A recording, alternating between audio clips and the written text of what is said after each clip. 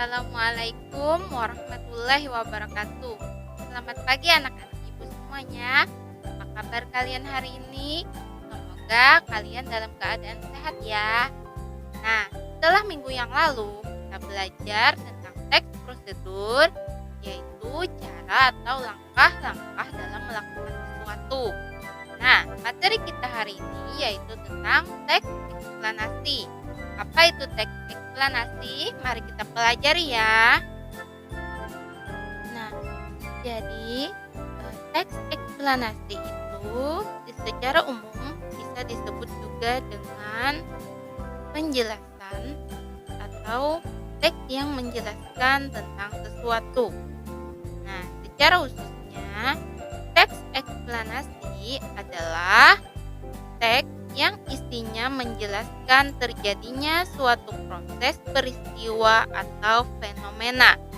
Di dalamnya juga terdapat pernyataan yang menjadi sebab akibat yang menjelaskan timbulnya fenomena tersebut saat terjadi. Nah, fenomenanya apa saja? Fenomenanya adalah fenomena alam maupun fenomena sosial yang sering terjadi di sekitar kita.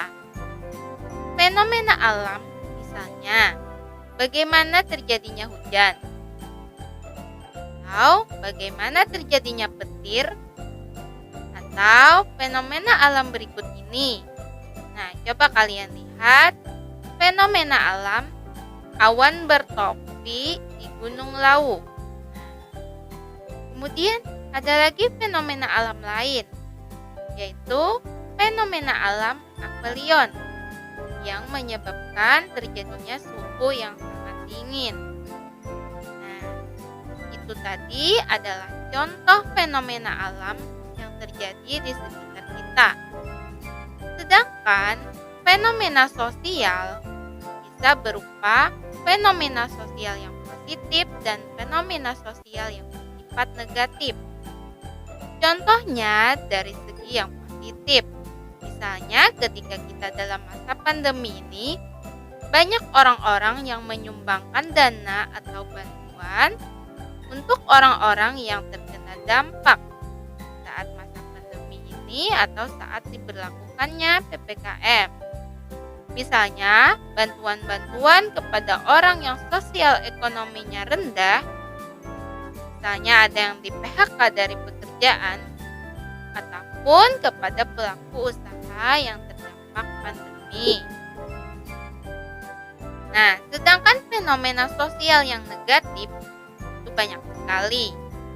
Misalnya terjadinya bullying atau perundungan, kemudian prostitusi, kemiskinan, kemudian kenakalan remaja dan penyalahgunaan narkoba.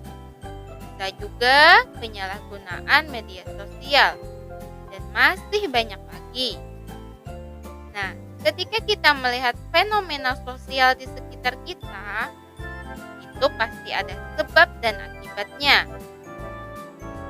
Kenapa peristiwa itu bisa terjadi? Nah, itu akan dibahas di dalam teks eksplanasi.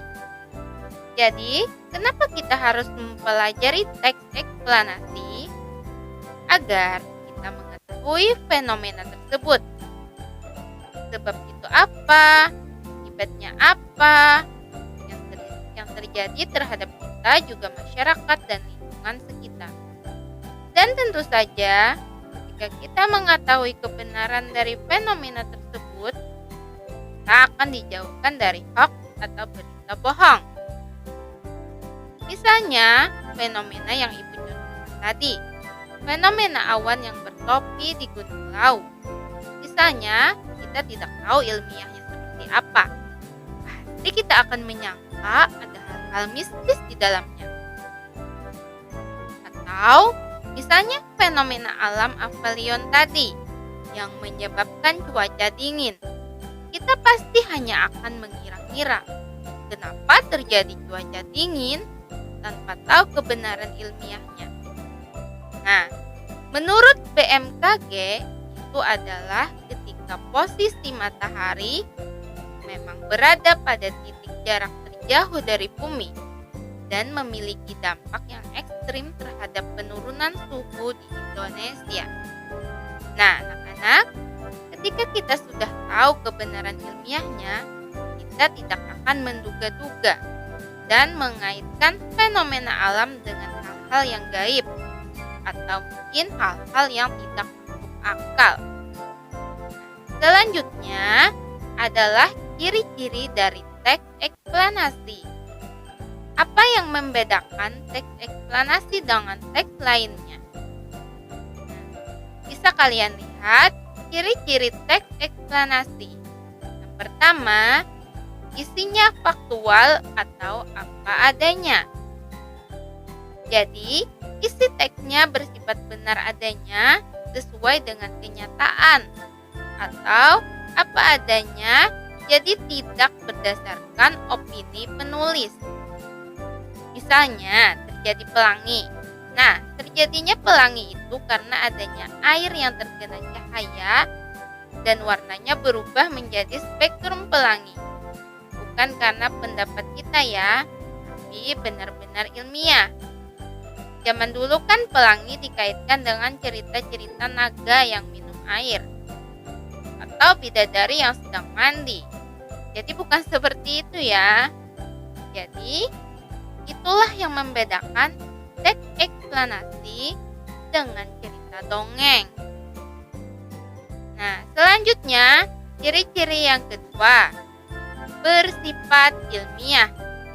Menjelaskan objek atau peristiwa yang dapat dipelajari menggunakan ilmu pengetahuan atau isinya termasuk karya ilmiah.